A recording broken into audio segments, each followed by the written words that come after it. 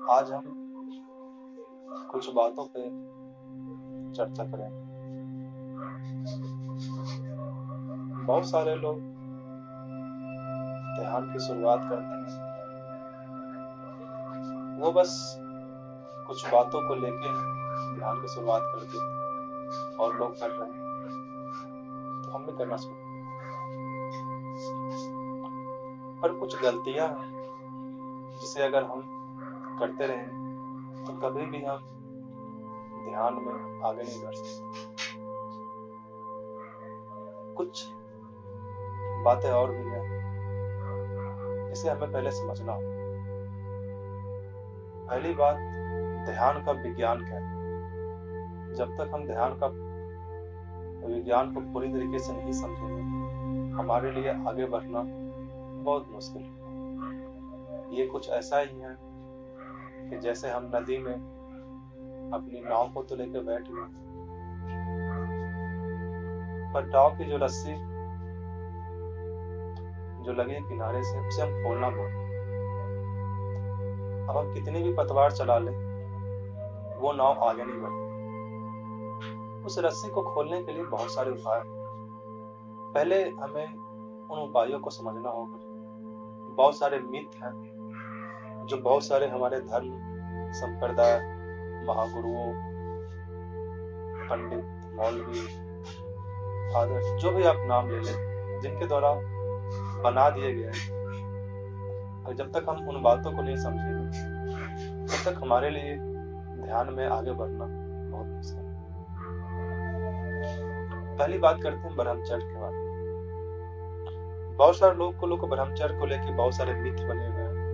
जैसे पहला मिथ है, ब्रह्मचर्य का मतलब लोग यही मानते हैं किसी भी लड़की से ना मिलना, औरतों के संपर्क में ना आना, शादी ना करना, जितना दूर से दूर हो सके,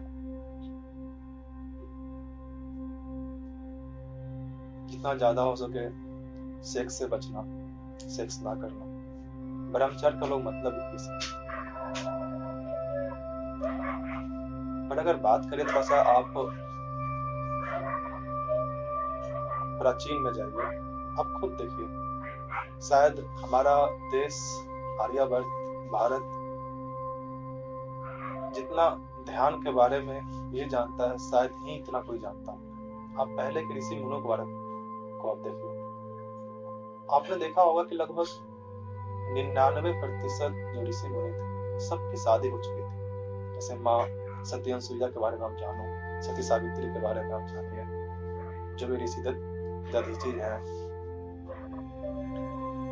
ऋषि मार्कंडेय है, या फिर गुरु द्रोणाचार्य को आपने सुना होगा, वो भी बहुत बड़े ऋषि मुनि हैं। महाभारत की अगर बात करें, गुरु द्रोणाचार्य, गुरु कृपाचार्य, ये सभी एक ऋषि, पर क्या उनकी शादी नहीं हुई? आपको पता होगा, गुरु द्रोण के पुत्र थे अश्वत्थामा। जितने भी ऋषि मुनि थे, सबकी शादी हो चुकी थी। और अगर आप बात करो हिंदू धर्म के बारे में, किसी भी धर्म को जो मानते हैं, तो दुनिया का पूरे ब्रह्मांड को जो सबसे महायोगी से नाम कहते हैं, वो कौन है? महायोगी, महाकाल, त्रिकालदर्शी, कौन है? स्वयं शिव। और हम तो शिव की शादी को मनाते हैं। तो ऐसा क्या है कि लोग आखिर इससे इतना दूर भागते हैं? पहले आपको इसके बारे में समझना होगा, तभी आप सही रूप में ब्रह्मचर्य का मतलब समझ पाएंगे। अगर आप इसको नहीं समझेंगे तो फिर कहीं न कहीं आप जानबूझकर ब्रह्मचर्य के मिथ को पालन करते हुए आप अपने आप को प्रेशराइज करेंगे और पूरी तरीके से पागल हो जाएंगे। ब्रह्मचर्य का मतलब क्या होता है? अब क्वेश्चन यह आता है कि पहले के ऋषि मुनि जो थे, उनकी शादी हो गई थी, तो आज के टाइम में उसे इतना दूर क्यों बना दिया?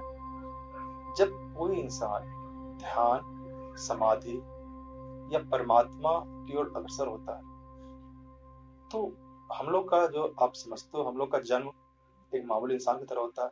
पर जब हम परमात्मा की ओर अग्रसर होते हैं, तो हम बहुत सारे योग, ध्यान या बहुत सारी क्रियाएं करते हैं। उससे हमारा जो शरीर होता है, वो फिर एक आम इंसान के शरीर के भांति नहीं होता। वो फिर पूरी तरीके से एक असाधारण शरीर हो जाता है। और एक असाधारण पुरुष को एक असाधारण ही स्त्री जो होती है वो उसके शरीर की ऊर्जा को झेल सकती है। एक साधारण स्त्री एक साधारण पुरुष के शरीर की ऊर्जा को नहीं झेल सकती, उसी तरह एक साधारण पुरुष एक असाधारण स्त्री की ऊर्जा को नहीं झेल सकते।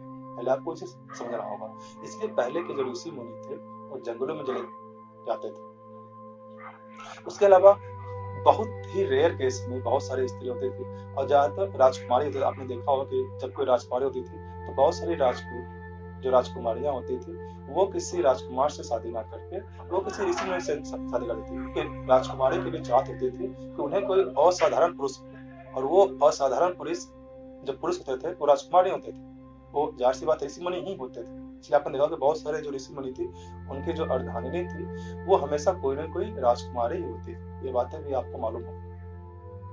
तो पहली बात इसलिए। दूसरी बात, ब्रह्मचर्य का मतलब ये नहीं होता है कि आप किसी स्त्री से दूर रहिए। तो पहली बात आप ये समझ लीजिए, अगर आप शादी से शुदा भी है तो भी आप ब्रह्मचर्य का पालन कर सकते हैं। दूसरी बात, अब आते हैं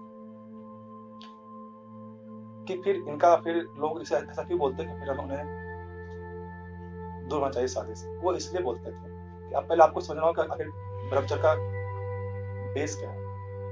हमारे शरीर में जो सीमेन होता है जिसे हम वीर्य बोलते हैं, आप जानो कि होता क्या है उसमें।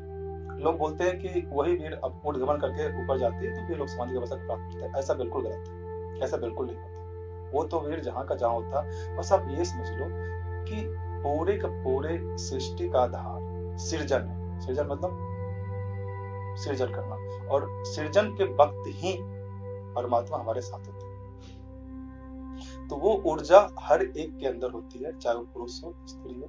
लेकिन वही ऊर्जा क्या होती है कि आपने ये सुना होगा, डॉक्टर भी बोलते हैं कि जब कहीं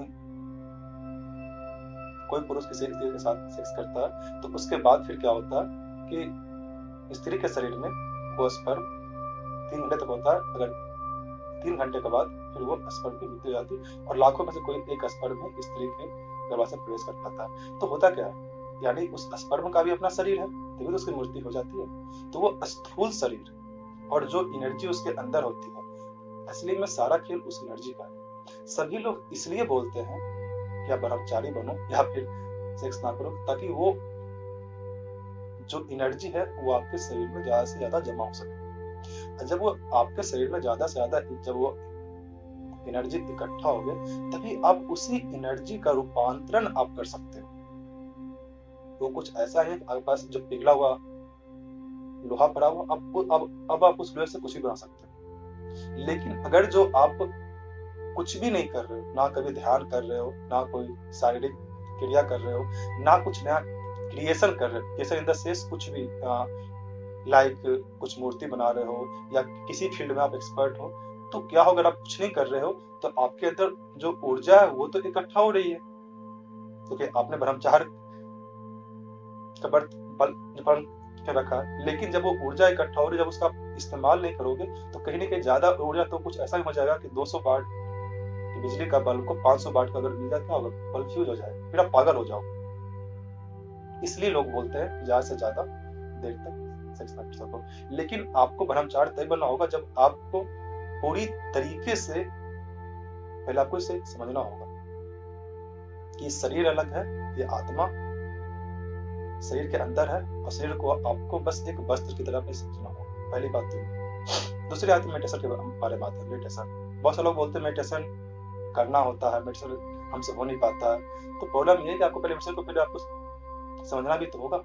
मेडिटेशन कोई जो क्रिया नहीं है जिसे आप कर सकते हो। Meditation, to do meditation and to be in meditation, दो एक अलग चीज है। मेडिटेशन करना, मेडिटेशन में होना, ये कुछ अलग चीज है। Meditation is not a part of life. मतलब हमारे लिए मेडिटेशन आज कुछ ऐसा हो गया, 6 दिनों तक हम अपने सारे काम करते हैं, ऑफिस वर्क या फिर कॉलेज, जो भी चीजें होती है, फिर जब संडे आता तो Sunday is the meditation day.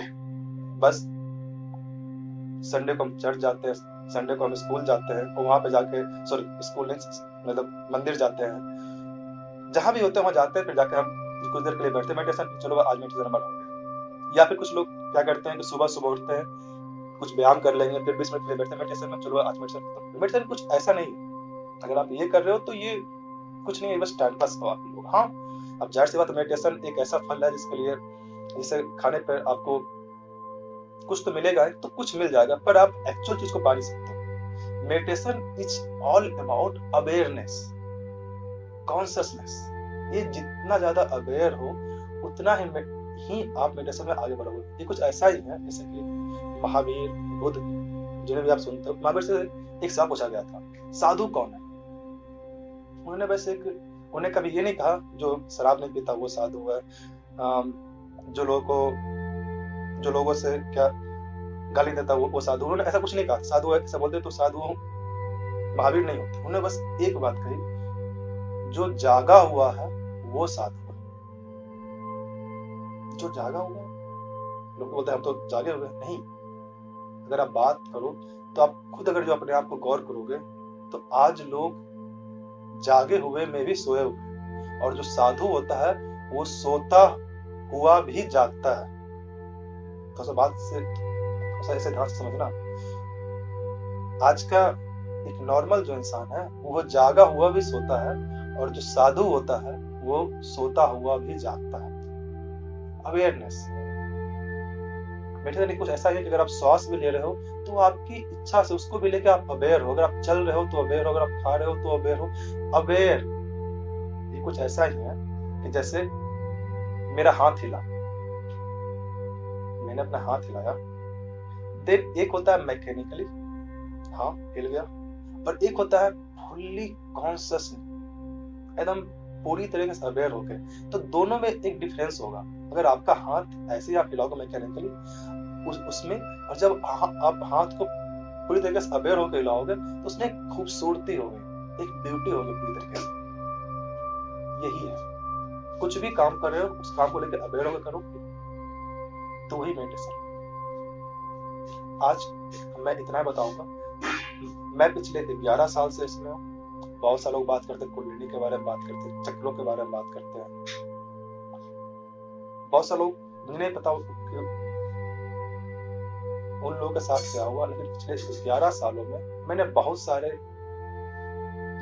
जो तरीके आजमाए मेडिटेशन में, बहुत सारी किताबें पढ़ी जहाँ से बहुत सारे मुझे नॉलेज मिली, और मैंने उस सब तरीकों को आजमाया।